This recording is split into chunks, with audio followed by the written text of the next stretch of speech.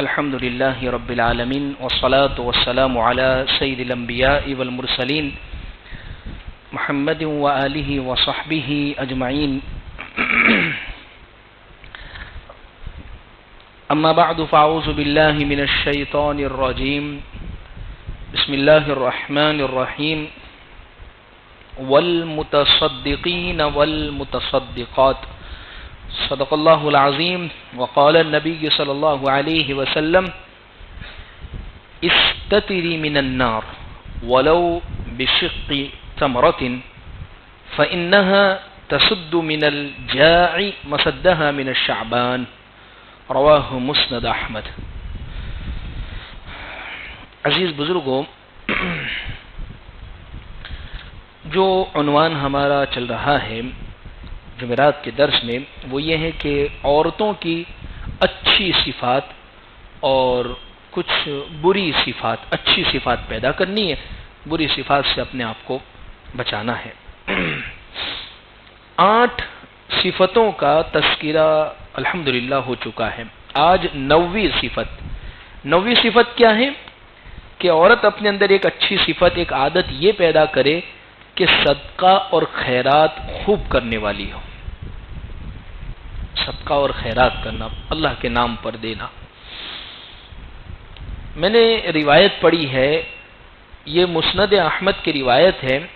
اللہ کے نبی صلی اللہ علیہ وسلم نے امی عائشہ رضی اللہ عنہا سے فرمایا کہ اے عائشہ، جہنم کی آگ سے بچو، اگرچہ کھجور کے ایک ٹکڑے کا صدقہ ہی اس کے ذریعے سے ہی کیوں نہ ہو، کیونکہ یہ بھوکے کے لیے کسی نہ کسی درجے میں سیر ہونے والے کے قائم مقام ہو جاتا ہے۔ اس حدیث میں حضور امی عائشہ سے فرما رہے کھجور کا چھوٹا سا ٹکڑا بھی اگر کوئی ہے وہ صدقہ دے دو۔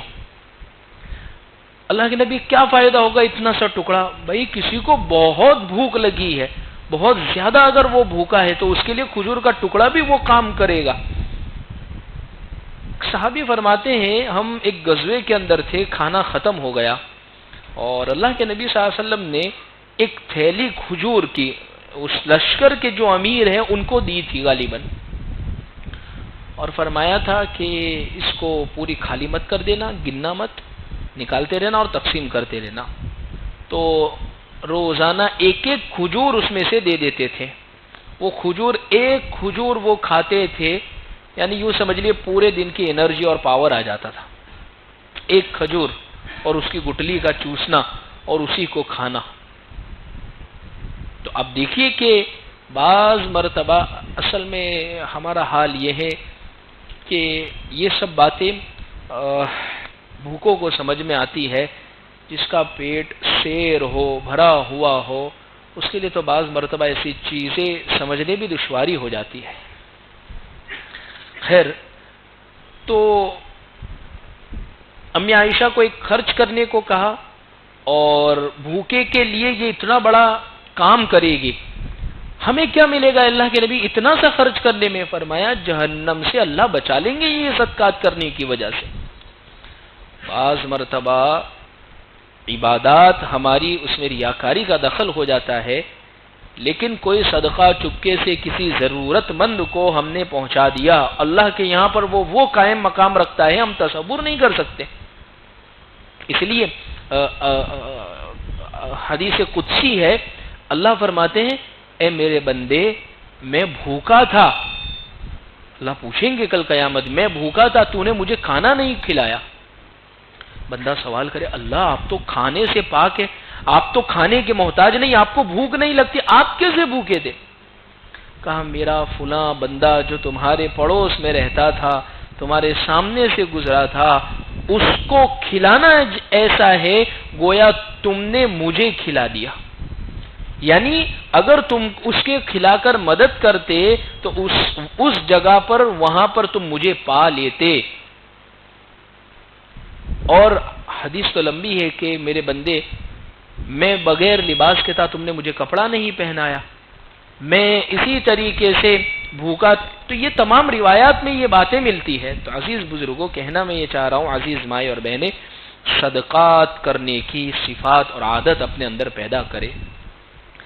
سورہ احزاب 22واں پارہ آیت نمبر 35، اللہ کے نبی قرآن مجید نے یہ فرمایا، وہ صفات جو عورتوں کے لیے مغفرت کا اور بہت بڑے ثواب کا ذریعہ ہے، بہت بڑے ثواب کا ذریعہ، اس میں ایک صفت یہ بھی ہے والمتصدقین والمتصدقات، کہ یہ عورتیں صدقہ کرنے والی ہیں اور مرد بھی ساتھ میں صدقہ کرنے والے ہیں، یعنی یہ وہ خوش نصیب لوگ ہیں کہ اللہ تبارک و تعالی ان کو معاف کر دیں گے کیونکہ یہ صدقات بہت ادا کرتے تھے۔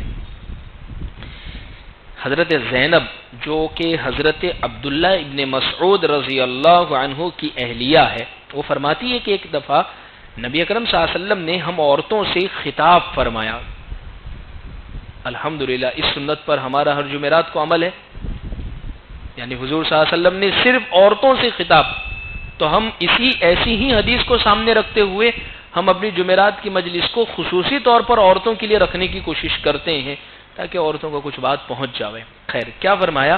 فرمایا یا معشر النساء، اے عورتوں۔ اس میں کہا بھی یہی حضور نے، جیسے ہم کہتے ہیں نا عزیز مائیں اور بہنیں، تو حضور نے بھی یہی کہا، او عورتوں۔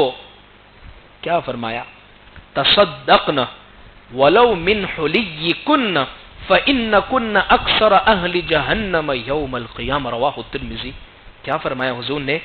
اے عورتوں کی جماعت، صدقہ کیا کرو اگرچہ اپنے زیور ہی میں سے کیوں نہ ہو، یعنی اپنے زیور ہی کا کیوں صدقہ نہ کر رہی ہو، لیکن کیا کرو اس لیے کہ تم لوگ قیامت کے دن اہل جہنم میں سب سے زیادہ ہوں گی۔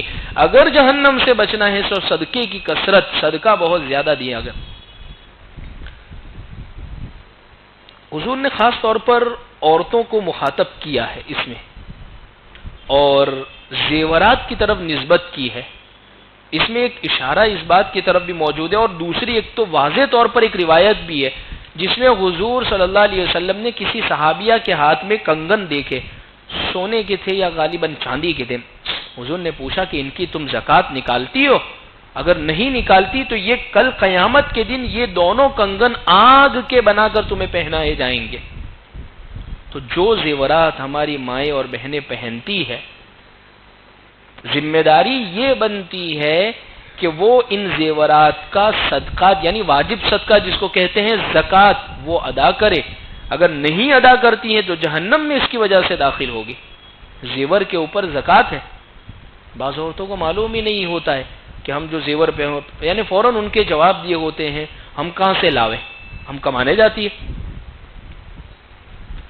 آپ اگر ان چیزوں کی مالک ہے، پہلے آپ اپنے شوہر سے ریکویسٹ کیجئے، درخواست کیجئے، ان کو سمجھائیے، اگر وہ ادا کر دیتے ہیں تو ان کا احسان ہے، ورنہ اگر وہ ادا نہیں کرتے تو آپ ان کو بیچ کر یا کسی بھی طریقے سے پورے سال کی ویسی رکھ کر یا کوئی اور چیز کے ذریعے سے ان کی زکوٰۃ ادا کرے، ورنہ یہ سونے کے کنگن چاہے دلا کے آپ کے شوہر نے آپ کے ہاتھ میں پہنا ہے، اس کو انگارہ بنا کے نہیں پہنایا جائے گا، انگارہ بنا کے آپ کو پہنایا جائے گا، کیونکہ آپ ان کی مالک ہے اور اب اس کی زکوٰۃ ادا نہیں کر رہی ہے۔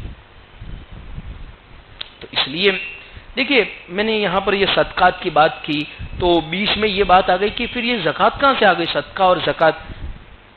تھوڑی سی میں وضاحت کر دوں۔ دیکھیے عربی زبان میں صدقے کا مطلب کیا ہوتا ہے؟ صدقات ہمارے عام زبان میں صدقہ، فقیر آیا نکالا جیب سے اور دے دیا، ہم اس کو کہتے ہیں صدقہ۔ رمضان میں جو گنتے ہم اس کو الگ سے کہتے ہیں زکوٰۃ۔ اور اسی طریقے سے منت مانی ہے اور منت پوری ہوئی تو اس موقع پر ہم واجب نظر کا صدقہ، منت کا صدقہ وغیرہ ہم کہہ دیتے ہیں۔ عربی زبان میں ان سب کے لیے صدقے کا لفظ ہی آتا ہے، لیکن ہر ایک کی ڈیفینیشن الگ الگ ہے۔ جیسے صدقات فرض صدقہ، اس کا مطلب یہ ہے زکوٰۃ، کیونکہ وہ فرض صدقہ ہے۔ صدقات واجبہ، واجب صدقہ جیسے منت کا صدقہ ہے، نظر مانی ہے، تو یہ واجب صدقہ۔ اور یہ بعض ہوتے ہیں صدقات نفلی صدقہ۔ اس کو کم کرو، تھوڑا بہت آواز کر رہا ہے۔ اور تیسرا ہوتا ہے نفلی صدقہ، جو عام طور پر ہم ادا کرتے ہیں، ہم نکالتے ہیں، نفلی صدقہ۔ تو یہ تینوں قسم کے اس طریقے پر یہ صدقات ہوتے ہیں۔ اب پیارے آقا صلی اللہ علیہ وسلم نے جو صدقات کا اس میں سب آ گیا، یعنی اس میں تو یہ بات کہی گئی ہے کہ زکوٰۃ ادا کرو، اس کے علاوہ بھی جب صدقے کا حکم ہے تو نفلی صدقات بھی ادا کرنا ہے۔ اس لیے عام طور پر عورتوں کے لیے مشکل جو ہے وہ ایسی چیزوں میں پیسے خرچ کرنا بہت زیادہ مشکل ہوتا ہے۔ 1-2 روپے 2-5 روپے تو ادا کر دیتی ہے صدقات کے، لیکن صدقات میں تو اکثر کہتا ہوں جیسی مصیبت جیسی تکلیف، جتنی بڑی تکلیف اتنا بڑا صدقہ۔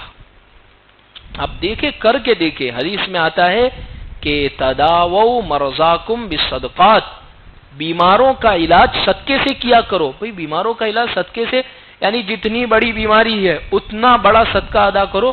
ہوتا یہ ہے بیماری ہوتی ہے کینسر کی، بیماری ہوتی ہے بہت بڑی، 2-4-5 لاکھ روپے خرچ ہونے والے ہیں اور ہم صدقہ نکالتے 50 روپے اور 100 روپے۔ جتنا ڈاکٹر کو دے رہے ہیں اس سے آدھا، اس سے پاؤ، اس سے کچھ گنا ایسا کم سے کم ہو کہ آپ کے دل پر بھی لگے کہ بہت زیادہ نکل گیا، یعنی ایسا بوجھ لگے حقیقت میں، پھر دیکھو وہ صدقات کیا کام کرتے ہیں۔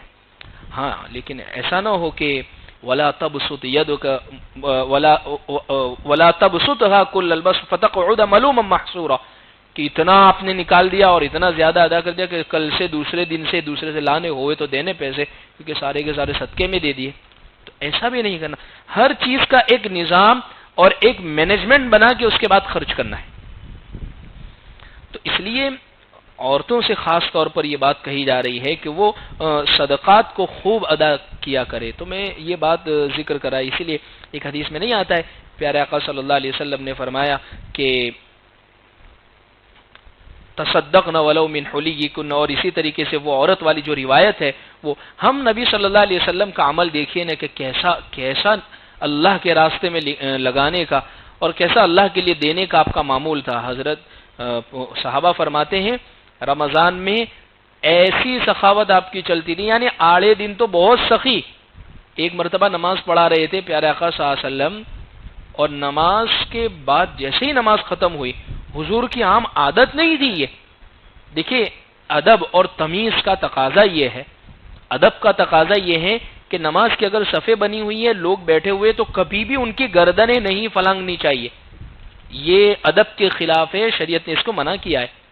لیکن اس دن نماز کے بعد حضور لوگوں کی گردنیں پھلانگتے ہوئے گھر میں چلے گئے اور جلدی سے باہر آئے اور ایک سونے کا ڈلا ٹکڑا تھا، اس کو بتایا کہ اس کی وجہ سے میں بے چین ہو گیا تھا کہ یہ گھر میں پڑا ہوا ہے، ایسا نہ ہو کہ یہ پڑا رہ جاوے اور میری موت آ جاوے، لہذا میں آیا ہوں اور اللہ کے راستے میں اس کو دے رہا ہوں۔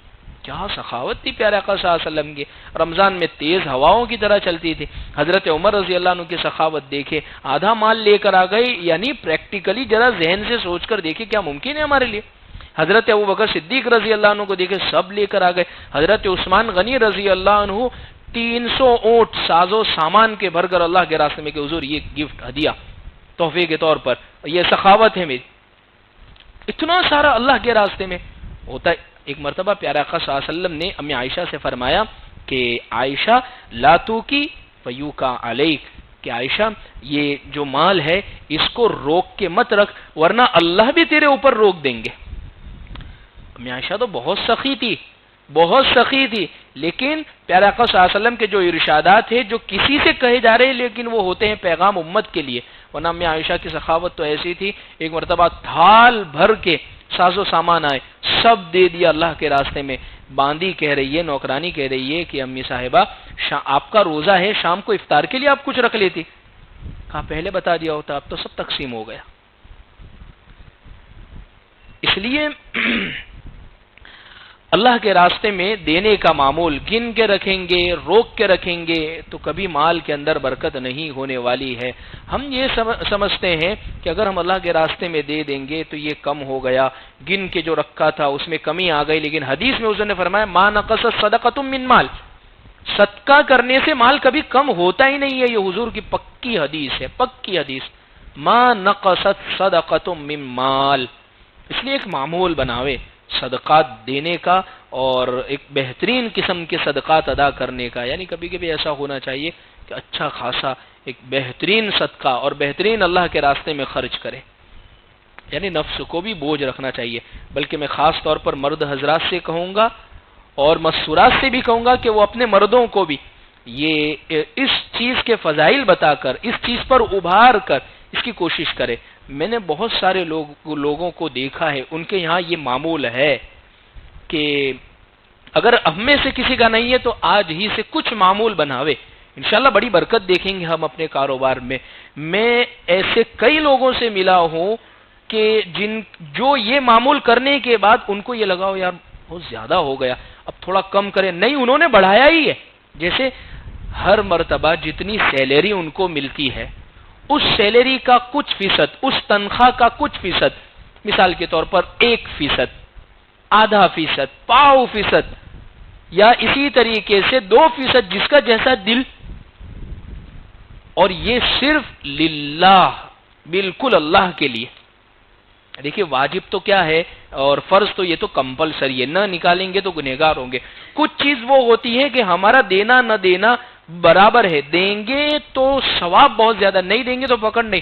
اب یہاں پر دیکھا جاتا ہے، پرکھا جاتا ہے انسان کو، تو یہ ایک معمول بناوے۔ میں سے کئی لوگوں کو جانتا ہوں جنہوں نے اپنی تنخواہ یا اپنے پروڈکشن میں سے یا اپنی کل مال میں سے پہلے یہ سوچا ہم آدھا فیصد نکالیں گے، اللہ نے برکت دی، 1%، 2%، اور اب 3% تک ان کے معمولات ہیں۔ یعنی 3% کا مطلب کیا ہو رہا ہے؟ یعنی پورے سال کے اندر اگر ہم نے 1 کروڑ روپے کمائے ہیں، مثال کے طور پر 3 لاکھ روپے صرف اور صرف للہ رقم، صدقہ زکوٰۃ وہ سب دوسرے نمبر پر، یہ پیور کہ جس میں کوئی کسی قسم کی ملاوٹ نہیں ہے، اللہ نے برکتیں دی ہیں۔ تو یہ ان چیزوں کو کرنے کا خاص طور پر یہ ایک حصہ کئی ہمارے اکابرین، ہمارے بزرگوں کا یہ معمول تھا کہ اپنی تنخواہوں میں سے، کیونکہ دیکھیے کیا ہوتا ہے اس میں، ہمارے پاس بہت سارے ایسے لوگ آتے ہیں آپ لوگوں کے پاس کہ سوالی آتے ہیں بعض مرتبہ، لیکن ہاں سوالی بات آئی تو ایک اور بار ذکر کر دو، آج کل ایک ایسا رواج بن چکا ہے، ہر دوسرا تیسرا آنے والا شخص مانگنے والا ہی ہوتا ہے۔ ابھی مجھے تو اب تو ڈر لگنے لگا ہے کہ کئی لوگ آتے بالکل خاموشی سے بیٹھتے تو اب ڈر لگتا ہے یہ سوال نہ کر لے کہ مجھ سے کچھ زکوٰۃ کی رقم ہے، کوئی پیسے ہے، کوئی پڑھے، فلاں ضرورت ہے، یہ ضرورت ہے۔ اب تحقیق کرتے ہیں، ان سے کچھ پوچھتے ہیں تو ان کو کھوٹا لگتا ہے، برا لگتا ہے، بس آپ دے دیجئے، ہمارے حوالے کر دیجئے، بس ہمیں یہ چاہیے۔ کسی کو دیں تو تحقیق کر کے دے، ایسے ہی نہیں دینا، ورنہ ہوتا یہ ہے کہ ایک مرتبہ دیا تو پھر عادت لگ جاتی ہے۔ اچھے مصرف تلاش، ایسا نہیں ہے کہ مصرف اور ختم ہو گئی یہ جگہ۔ الحمدللہ کئی ایسے نوجوانوں کو میں جانتا ہوں جو ایسے ایسے گھروں میں جا کر اناج پیسے پہنچا رہے ہیں ہر مہینے، کہ وہ انتظار کرتے ہیں کہ اللہ کا بہت احسان ہے کہ آپ بہت صحیح وقت پر آئے، 1 مہینے کا راشن جو 1 دن پہلے یا آج شام کو یا صبح میں ختم ہوا ہے اور آپ نے پہنچا دیا، اور ایسی جو دلی دعائیں نکلتی، لیکن ہم یہ سمجھتے ہیں ہمارے دروازے پر کوئی آئے گا تلاش کرے۔ اس لیے دیکھیے قرآن نے کبھی یہ نہیں کہا ہے کہ فقیر تمہارے پاس آوے تو تم اسے دو، قرآن نے ہر جگہ پر یہی کہا ہے وَآتُوا الصَّدُقَاتِ، صدقات دو، تم نکالو، یعنی تم تلاش کرو مصرف کو، جگہ تلاش کرو، اس کا مزہ ہی کچھ الگ ہے۔ حضرت عمر رضی اللہ عنہ نہیں، وہ مشہور سا واقعہ ہے، پوری حکومت میں امن چین تلاش کر رہے ہیں کہ کوئی ایسا ہو، تو دیکھا کہ ایک ماں ہے، ان کے بچے ہیں، بلبلا رہے ہیں، رو رہے ہیں، پریشان ہے۔ بھئی کیا ہوا؟ کہا کہ عمر نے کھانا ہمیں نہیں پہنچا۔ کہا عمر کو تمہارے حال کی کیا خبر؟ کہا ہمارا بادشاہ کیوں بنا ہے؟ پھر اگر ہمارے حال کی خبر نہیں ہے تو ہمارا بادشاہ کیوں بنا بیٹھا، امیر المومنین کیوں بنا بیٹھا ہے؟ حضرت عمر نے وہ بورا اٹھایا اور لے کر گئے اور پکا کے کھلایا ان کو جب تک وہ ہنستے نہیں ہوئے ہیں۔ تو یہ ہمارے اکابرین، یہ ہمارے بڑے اور یہ ہمارے صحابہ کا معمول تھا۔ تو اس لیے عزیز بزرگوں،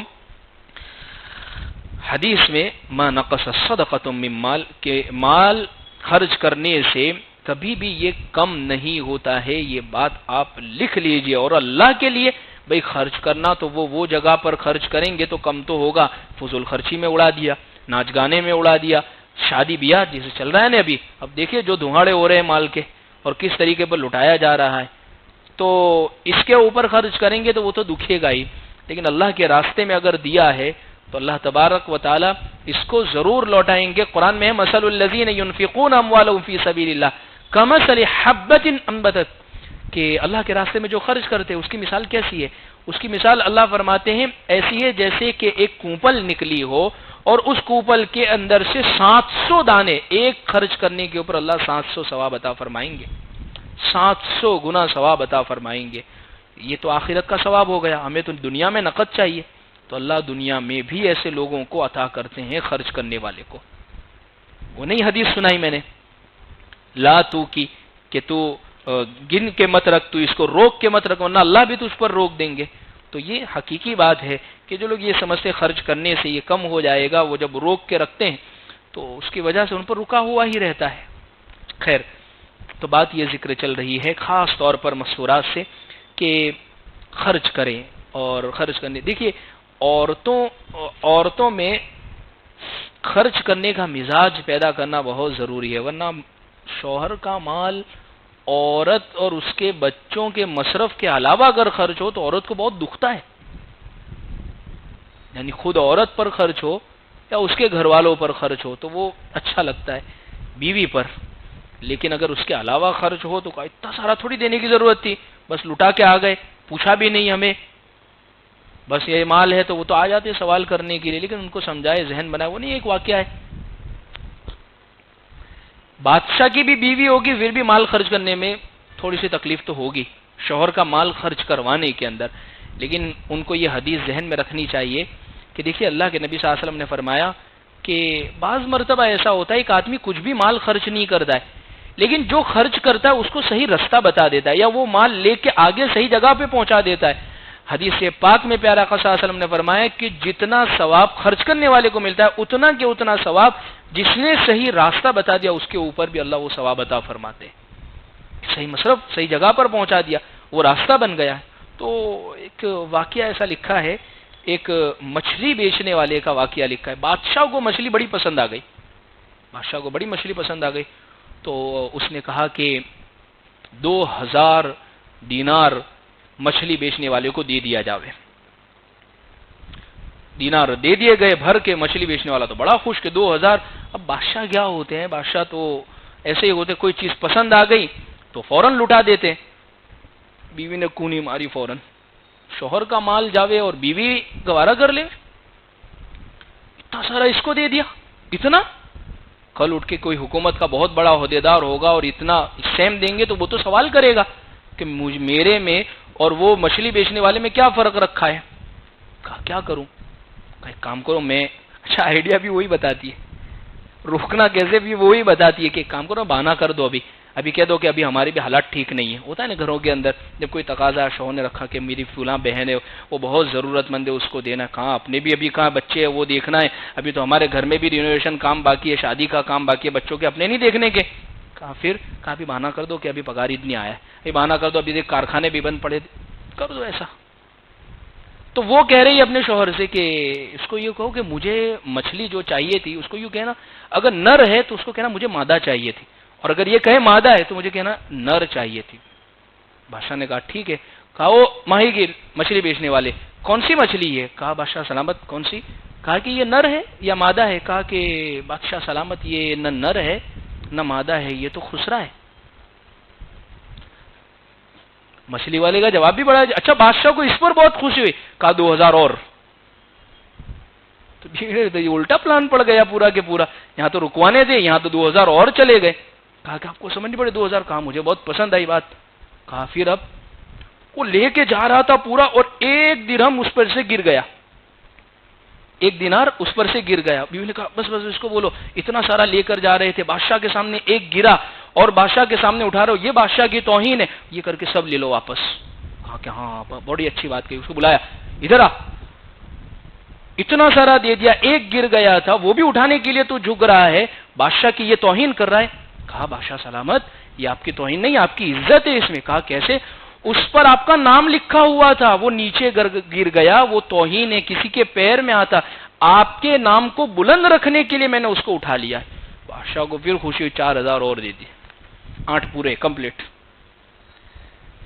تو الغرض عزیز بزرگوں، کہنے کا ماحصل یہ ہے کہ خرچ اگر کریں گے تو انشاءاللہ اللہ اس کو ضرور بھی ضرور لوٹائیں گے. اور یعنی بات دراصل یہ ہے کہ ایک اچھے انداز میں، ایک تو یہ ہوتا ہے کہ بھئی روزانہ کا فقیر آئے دروازوں پر آتے رہتے ہیں. اس سے پہلے بھی میں نے جمعہ کے بیان میں خاص اس پر کہا تھا کہ خرچ کرنے سے مراد کیا ہے، صدقہ دینے سے مراد کیا ہے. یہ ہے کہ مستحق کو تلاش کر کے دے. آج کل جو دروازے پر آتے ہیں ان سے آپ کہو، جیسے روزانہ آتے ہیں نا، ان کو کہو بھائی 2 روپے 5 روپے لے لیں گے. کسی دن آپ 500 کی نوٹ نکال کے دو بھائی 498، تو وہ دے دیں گے آپ کو واپس. یعنی اس کے پاس 498 روپے پڑے، یعنی اگر 2000 بھی دیں گے تو 1998 بھی شاید وہ واپس دے دیں گے. اس کا مطلب وہ ضرورت مند نہیں ہے، وہ پیشہ ور ہے، بزنس مین ہے، کام دھندا ہی بنا لیا ہے. وہ روزانہ کے آ رہے بھائی ایک روٹین بنا لیا. اچھا بعض تو فقیر ایسے ہوتے ہیں کہ اس میں بھی الگ الگ قسم کی کوالٹی ہوتی ہے. بعض مانگنے والوں میں، بعض مانگنے والے ضدی ہوتے ہیں، جیسے ابھی آئے نا بہت سارے ادھر ادھر سے کشمیری جو آج کل چل رہے ہیں، بڑے ضدی ہوتے ہیں. کشمیری بڑی خوددار قوم ہے. کشمیر کے جو سفرا آتے ہیں، جب ان سے کہتے ہیں کہ یہ پتہ نہیں انہوں نے کیسے شروع کر دیا، ورنہ بڑی خوددار قوم ہے. تو جیسے بڑے ضدی ہوتے ہیں، یہ جو مانگنے والے یہاں پر آ گئے وہ ہٹتے ہی نہیں. بعض وہ ہوتے ہیں اس طرف کے اطراف کے، آپ ان کو ایک مرتبہ منع کر دیں گے تو وہ فوراً آگے. وہ اپنا روٹین خراب نہیں کریں گے، ذہن میں یہ لے کر چلیں گے ٹائم خراب نہیں ہونا چاہیے. جتنے زیادہ لوگ بدلیں گے، 1 منٹ کے اندر کسی نے فیصلہ کر لیا دینے کا تو وہ ہم لے لیں گے. لیکن روزانہ کا 500 کی جو نوٹ کا روٹین ہے اس میں ٹوٹ پن نہیں آنا چاہیے. ایسے بھی ہے، ایسے لوگوں کی مدد کرنا نہیں ہے. اگر حقیقت میں وہ ضرورت مند ہے، بھائی تیری ضرورت کیا، تجھے کپڑا چاہیے، کپڑا اگر آپ کے پاس مہیا ہے، اچھا ہے تو اس کو دے دیجئے. آپ کو کھانے کی ضرورت ہے تو اس کو کھانا اچھے طریقے پر کھلا دیجئے. آپ کو حقیقت میں پیسوں کی کسی چیز کی ضرورت ہے.